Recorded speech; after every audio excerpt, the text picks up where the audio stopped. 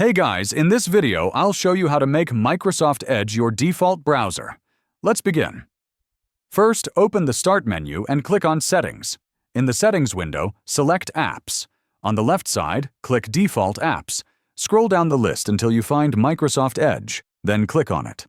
Now you'll see a list of file types and links that can open with different browsers, such as .htm, .html, and HTTP or HTTPS links.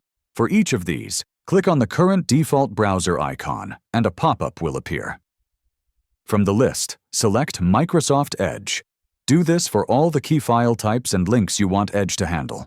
Once you've set them, Microsoft Edge will now be your default browser for opening web pages and links. And that's it! You've successfully made Microsoft Edge your default browser.